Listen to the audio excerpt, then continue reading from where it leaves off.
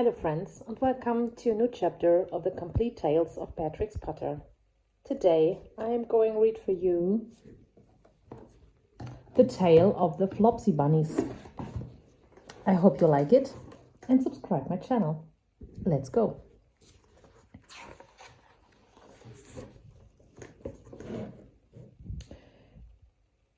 It is said that the effect of eating too much lettuce is soporific.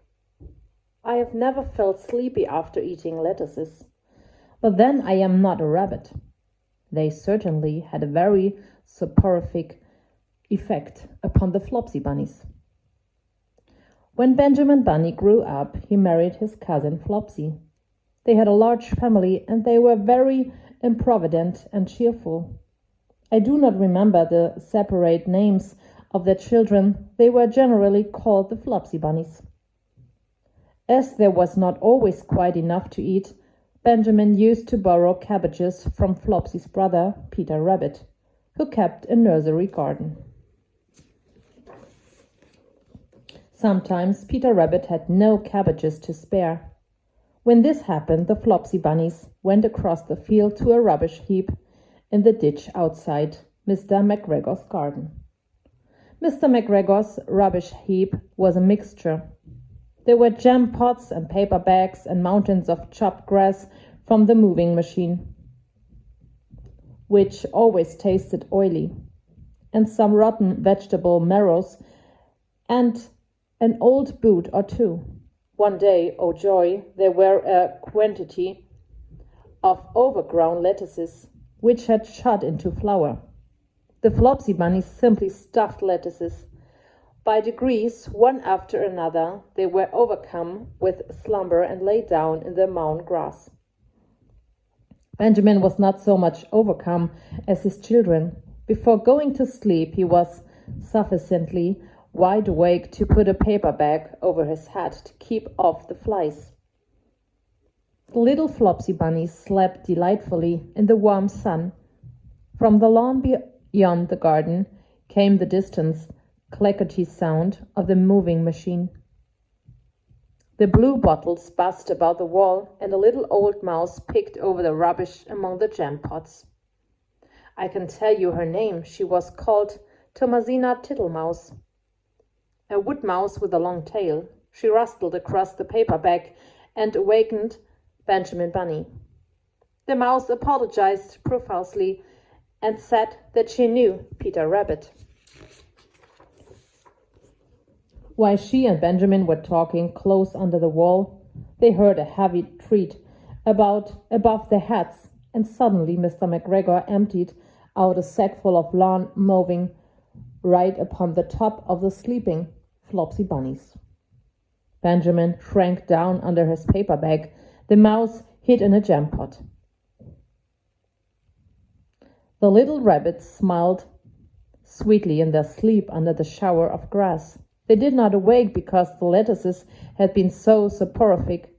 They dreamed that their mother, Flopsy, was tucking them up in a hay bed. Mr. McGregor looked down after emptying his sack. He saw some funny little brown tips of ears sticking up through the lawn mowings. He stared at them for some time. Presently a fly settled on one of them, and it moved. Mr. McGregor climbed down onto the rubbish heap. 1, 2, 3, 4, 5, 6 little rabbits, said he, as he dropped them into his sack. The Flopsy Bunnies dreamed that their mother was turning them over in bed. They stirred a little in their sleep, but still they did not wake up. Mr. McGregor tied up the sack and left it on the wall. He went to put away the moving machine. While he was gone, Mrs. Flopsy Bunny, who had remained at home, came across the field. She looked suspiciously at the sack and wondered where everybody was.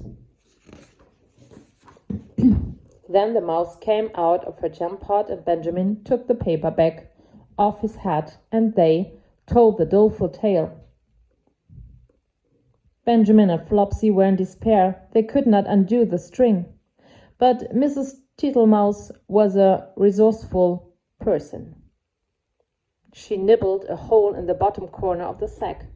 The little rabbits were pulled out and pinched to wake them.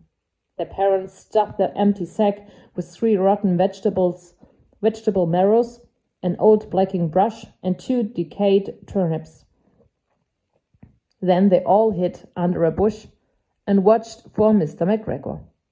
Mr. McGregor came back and picked up the sack and carried it off. He carried it hanging down, as if it were rather heavy. The Flopsy bunnies followed at a safe distance. They watched him go into his house.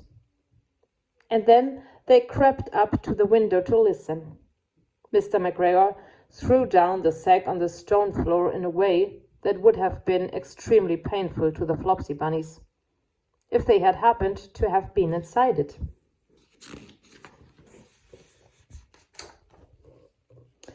They could hear him drag his chair on the flags and chuckle. 1, 2, 3, 4, 5, 6 little rabbits, said Mr. McGregor.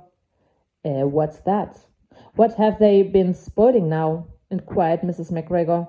1, 2, 3, 4, 5, 6 little fat rabbits, repeated Mr. McGregor, counting on his fingers. 1, 2, 3.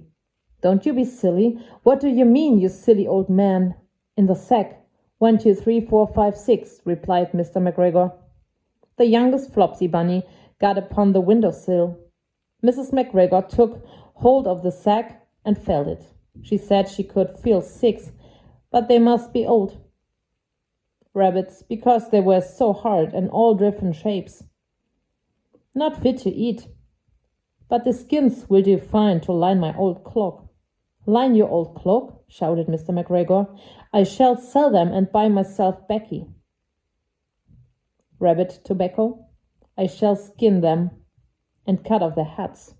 Mrs. McGregor untied the sack and put her hand inside. When she felt the vegetables, she became very, very angry. She said that Mr. McGregor had done it a purpose. And Mr. McGregor was very angry too. One of the rotten marrows came flying through the kitchen window and hit the youngest Flopsy bunny. It was rather hurt. Then Benjamin and Flopsy thought that it was time to go home. So Mr. McGregor did not get his tobacco, and Mrs. McGregor did not get her rabbit skins. But next Christmas, Thomasina Tittlemaus got a present of enough rabbit wool to make herself a cloak and a hood, and a handsome muff, and a pair of warm mittens.